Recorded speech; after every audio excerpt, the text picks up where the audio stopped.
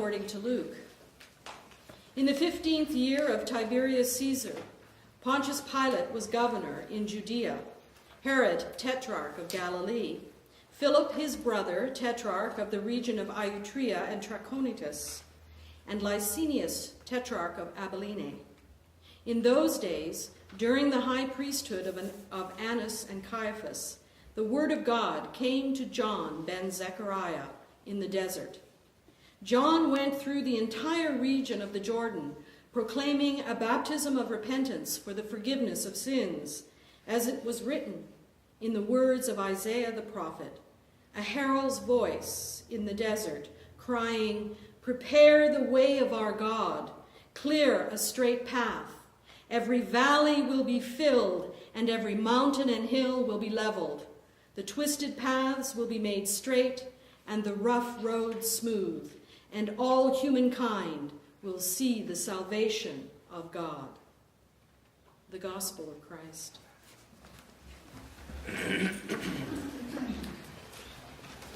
By now, I'm guessing that most of us are well on our way to preparing the way. Unlike John the Baptist's plaintive cry to clear a straight path, fill every valley, and level every mountain, our preparations find us hearkening back to the Christmases of our childhood, so that we might capture the love and the joy that we imagine awaits us if only we prepare to do Christmas the way it was done way back when.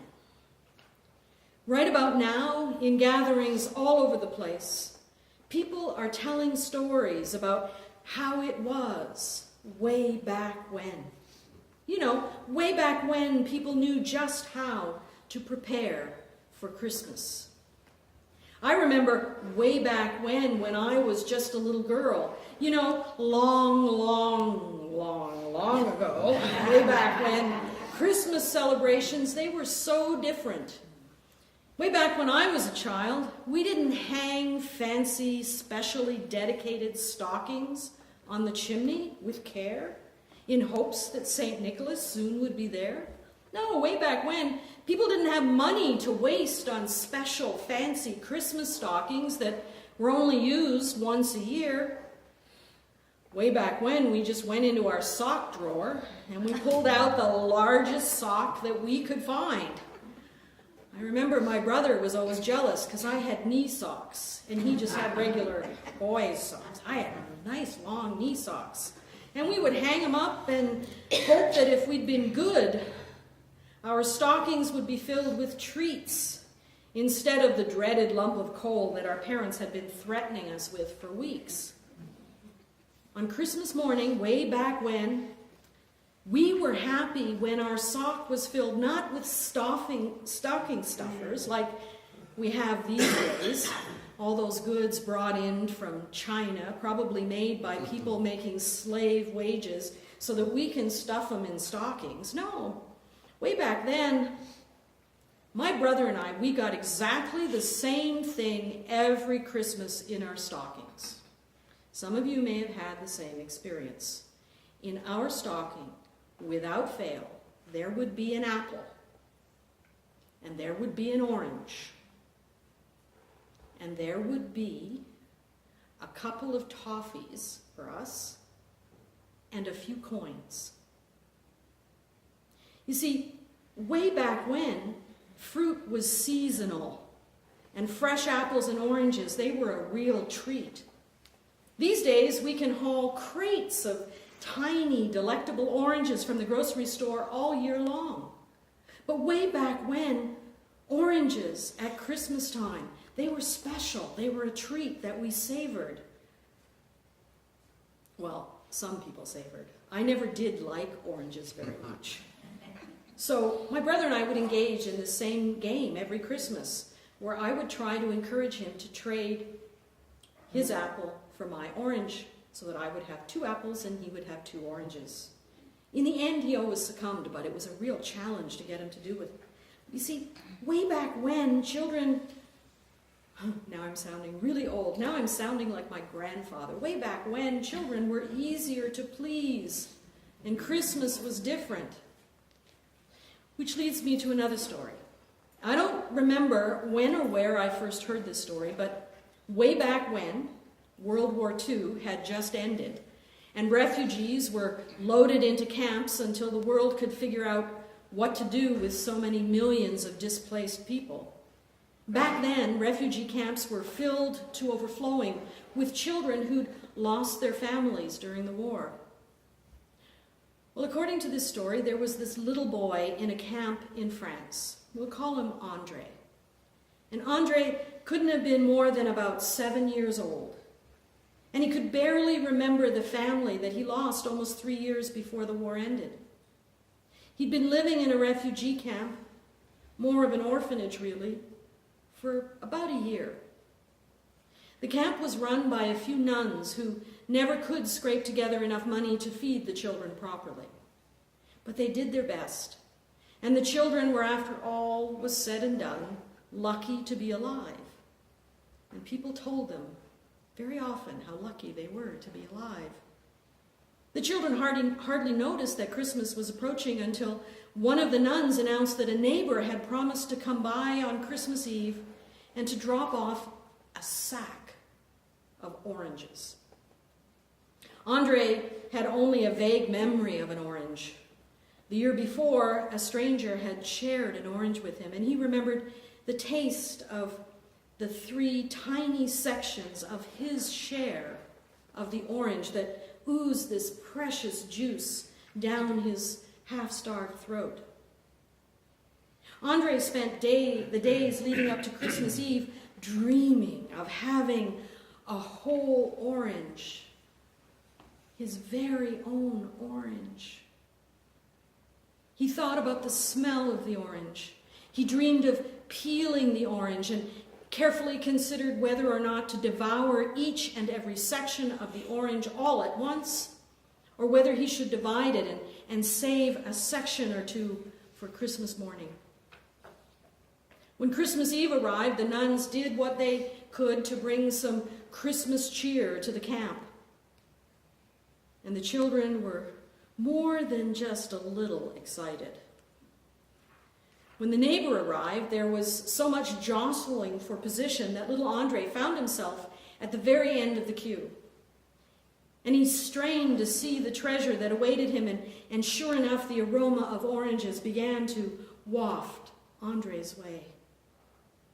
As campmates danced their oranges around the room, Andre saw the neighbor's expression begin to change. The neighbor looked really sad. And then he delivered the shattering news. Andre, all the oranges are gone. The neighbor was trying to apologize when Andre shot from the room and ran all the way to his dormitory and flung himself on the bed and began to sob. And in the midst of his grief, little Andre didn't hear the other children come into the room. As his body heaved and his sobs robbed him of his breath, he didn't feel the tap on his shoulder. It was the smell of the orange that finally caught his attention. And as Andre raised his head from his pillow, he caught sight of the little girl's outstretched hand. And in her palm lay a peeled orange. It was made up of wedges saved from the oranges of the other children. Each child had donated a single wedge. And together they had created the most beautiful, tangy, juicy orange. After a lifetime of some 93 years of savoring oranges on Christmas Eve, no orange ever tasted as sweet as the orange that his campmates created so generously and offered to him on that Christmas Eve, way back when. Way back when, before Santa or Rudolph or Frosty or any of the sugar-coated stories of Tinseltown, way back before people, they knew how to celebrate Christmas properly. Were they simpler times? No, they weren't simpler. It wasn't better way back then. Life was just as complicated and just as challenging, and perhaps even more challenging, way back when. The truth is, the way we celebrate Christmas has changed over and over and over and over again, down through the centuries. Most of you probably know that there was a time when Santa Claus or St. Nicholas did not wear red. What was the original color of Santa Claus's suit? Blue. Blue. Why did it change to red? Anybody know? Coca-Cola. Because the company colors were red and white. They used Santa as a marketing tool. Did you know that way back when the celebration of Christmas was illegal in the fledgling colonies of North America? It was against the law in the colonies to celebrate Christmas. And there was even a time under Cromwell when the Puritans banned the celebration of Christmas in England. Did you know that way back when people did more than just pronounce the T in Christ Mass? You see, way back when, they believed that Christ and not the birth of the baby Jesus was the most important part of the Christ Mass celebrations. Over time, we've all but lost Christ in the Christ Mass. The very word Christ has almost fallen out of usage at Christ Mass, as we focus on the beautiful baby boy as if that's all our celebrations need to focus on. While we're busy explaining that the birth stories about Jesus of Nazareth are really parables and not history, and others are trying to prove or disprove the details of the nativity myths, the Christ in our Mass is all but forgotten. While so many people continue to bandy the word Christ around as if it were Jesus' last name, far too many of us have forgotten what the church has been teaching for centuries. Way back when, at about the end of the 13th century, John Duns Scotus insisted that the Christ was the very first idea in the mind of God, and God has never stopped thinking, dreaming, and creating Christ over and over again. Did you know that Christianity's fascination with the parables of the Nativity didn't actually happen way back when Christmas began? Indeed, the fixation on the nativity parables didn't really begin to take hold until the 13th century, when St. Francis couldn't fit his growing congregation into the local church on Christmas Eve, and he came up with the brilliant idea of holding the Christ Mass outside in the streets. St. Francis set up an altar in the niche of a rock near the town square, and legend has it that because Christ Mass was an important market time, the town was full of all sorts of farmers bringing their livestock to market. That's how cattle, that's how sheep, and yes, even the donkey made it into the nativity scenes. The Gospels do not mention these animals. Away in a manger? I don't think so. The Greek word translated as manger is phatne, which is the word to describe a humble dwelling. Not a manger, a humble dwelling. Remember way back when most families slept with their animals in the same shelter? Way back when the gospel storytellers were crafting their stories about the birth of Jesus? They did just that. They crafted these stories. The church has from the very beginning understood that these stories are myths designed to communicate truth beyond words. Way back when, there would have been no arguments about the historical truth of these stories. Truth is beyond history's ability to define. Did you know that taking the Bible literally as historical fact is a very recent phenomenon in the history of Christianity? From the beginning, the church has taught that the words of the Bible have layers upon layers of meaning. We seem to have forgotten that the nativity stories are parables, not records of what actually happened. Remember the parable of the Good Samaritan.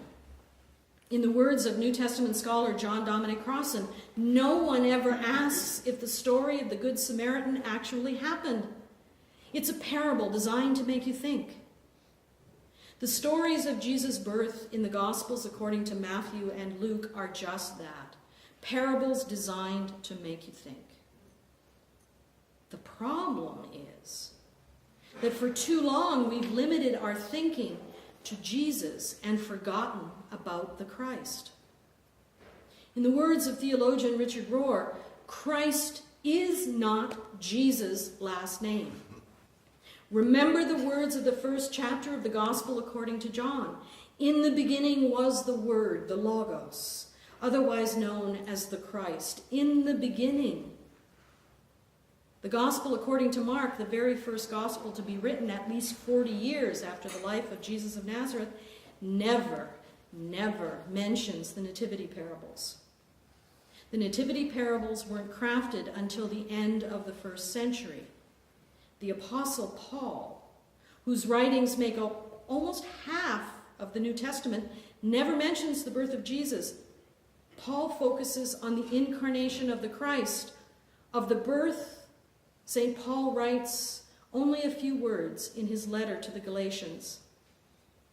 When the designated time had come, writes Paul, God sent forth the Christ, born of a woman. The Christ is an aspect of the mystery that we call God, that has been present from the very beginning.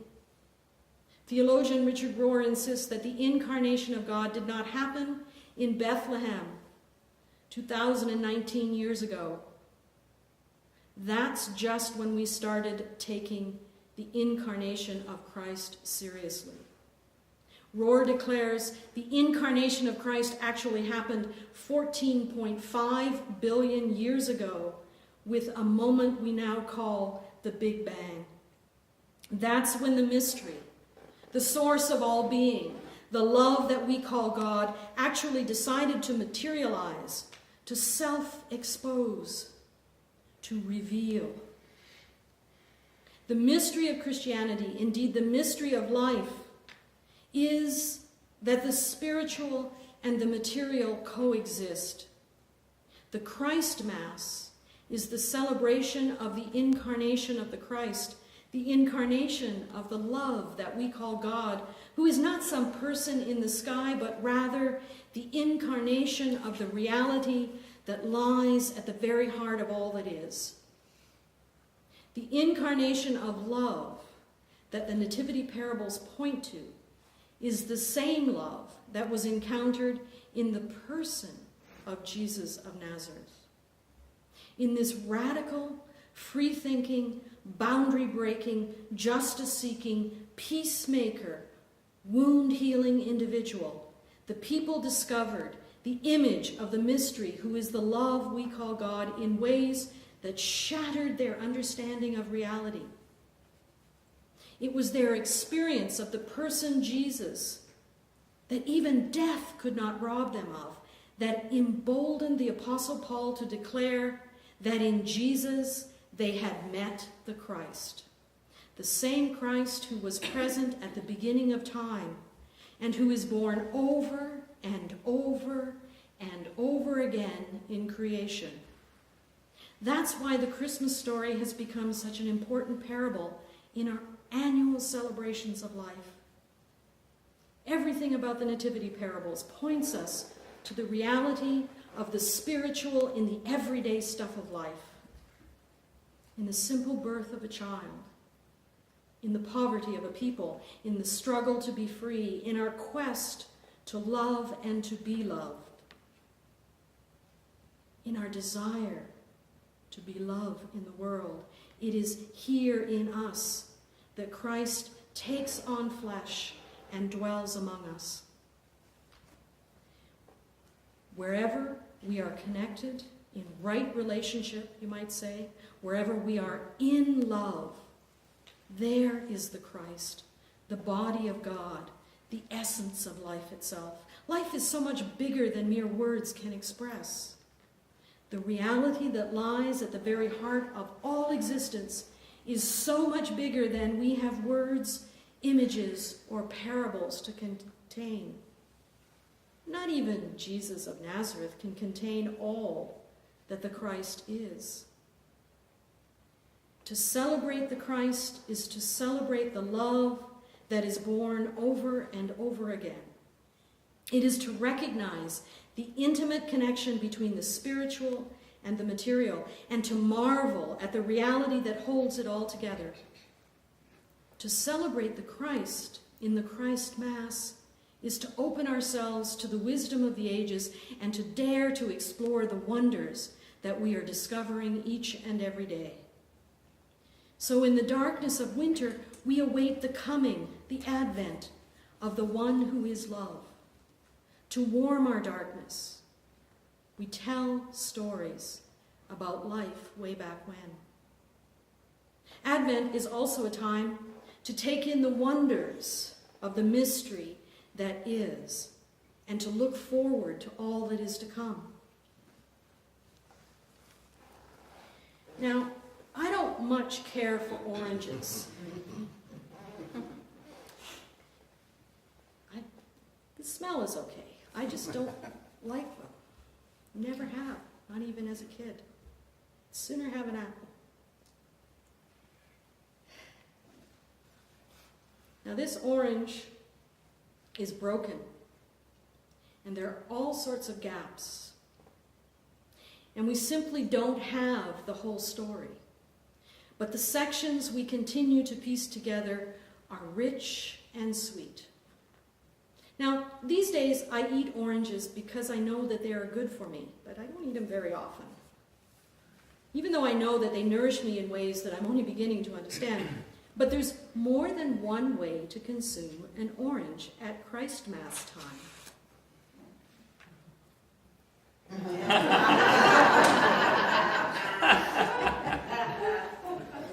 Now that's an orange.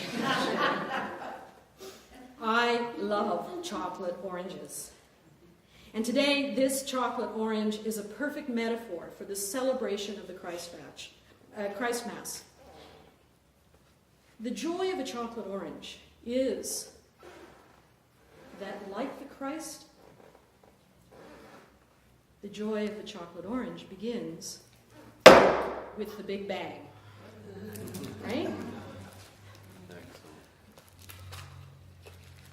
Look at that. Now that's an orange.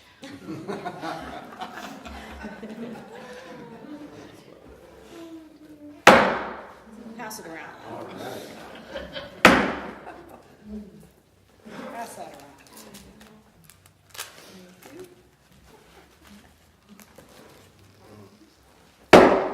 There's something satisfying about that.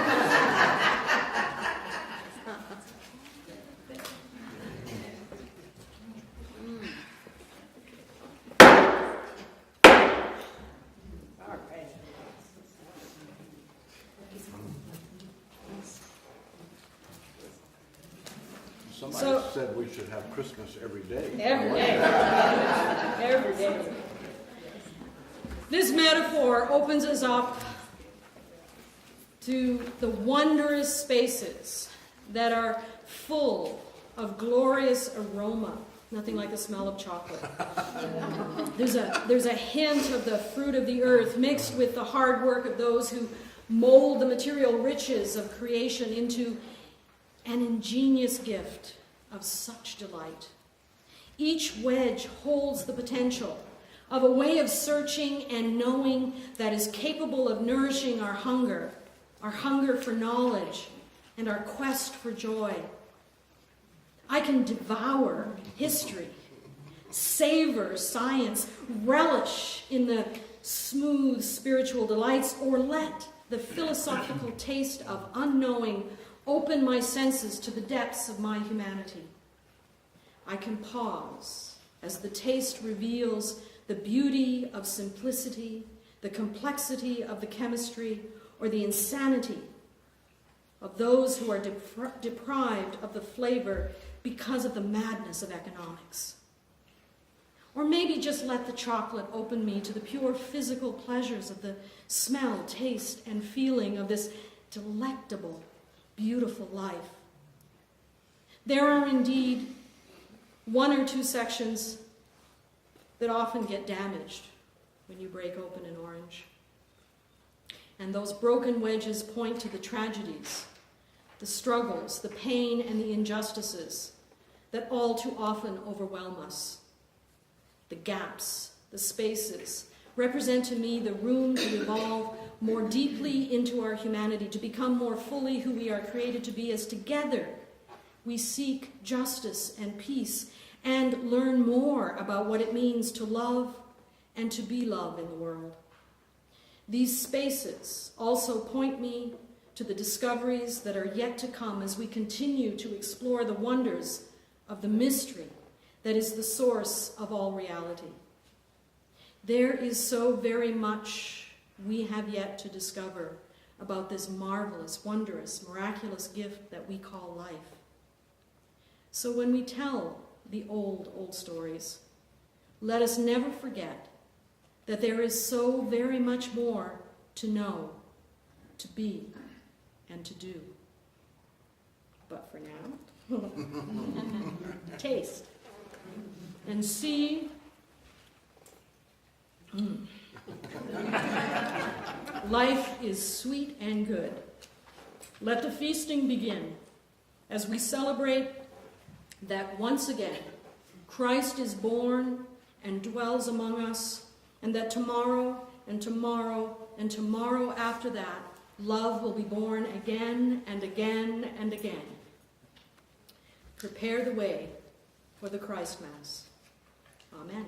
Amen. Put that around. Oh.